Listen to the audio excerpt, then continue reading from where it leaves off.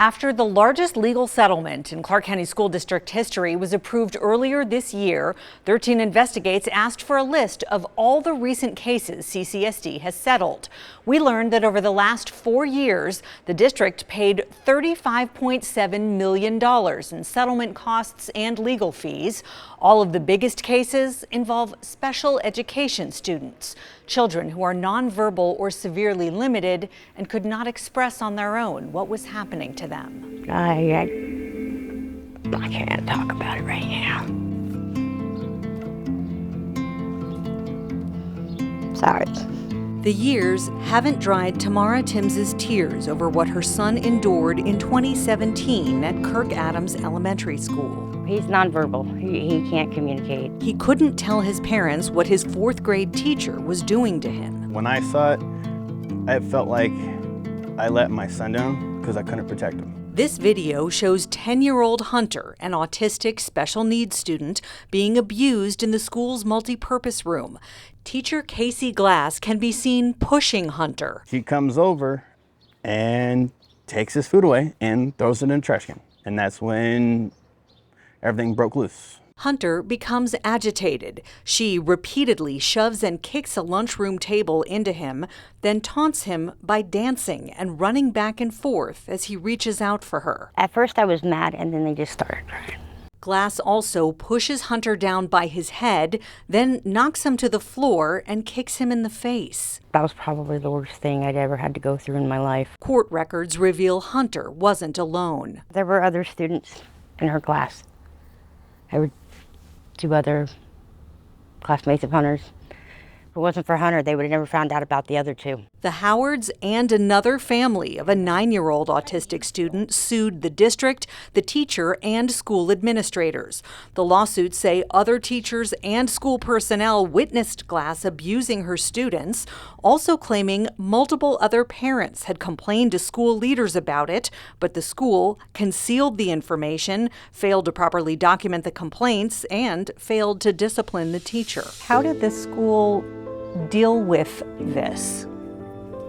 Basically, put it under the rug. Had it been handled differently, Hunter's parents say they would not have sued. They didn't handle it well. They didn't do anybody any justice. Even the amount of money that they're shelling out isn't doing any justice. After fighting the 2 lawsuits for years, CCSD shelled out $2.6 million in settlement costs and legal fees.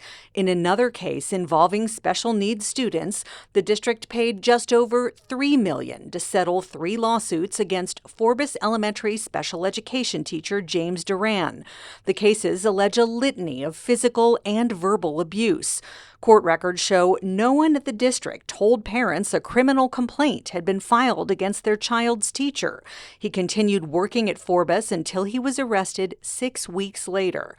The families found out from media coverage. Duran was ultimately convicted on 1 count of misdemeanor battery. Other 6- and 7-figure lawsuits allege the district failed to act on parent complaints. And it ends up costing the taxpayers a fortune. Retired CCSD Associate Superintendent Ed Goldman. Is that a fair use of our money? No, it's probably not a fair use of our money. One school district employee is responsible for just over half of the $35.7 million the district paid out from January 2019 through April of this year.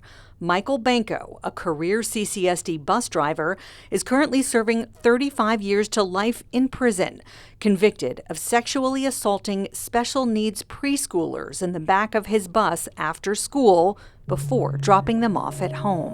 He's nothing but a monster.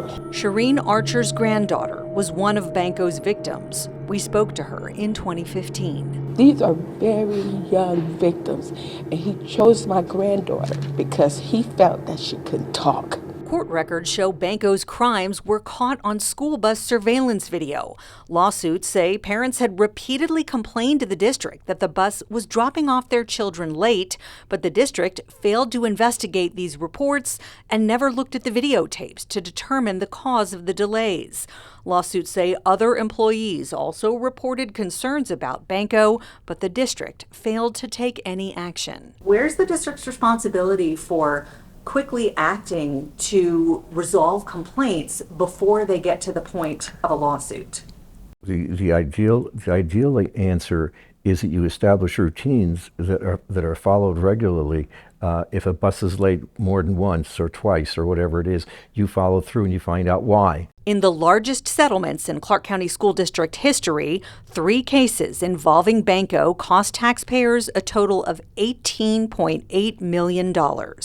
Jeff Lawrence of Nevada Policy Research Institute. When you've got so many telltale signs that something's going wrong and the district doesn't investigate, that's kind of a textbook case of gross negligence on their part. The problem is that nobody individually owns that negligence.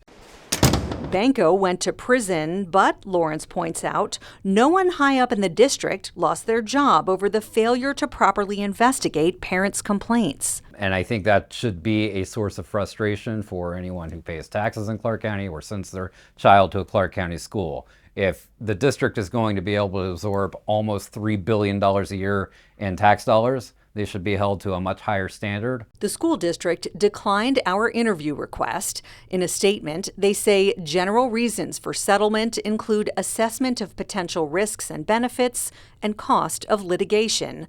But there are some fights that many would agree don't make sense. The district has routinely flouted the law, which is clear. Though CCSD routinely claims to be open and transparent with the public, they also routinely refuse to release public records.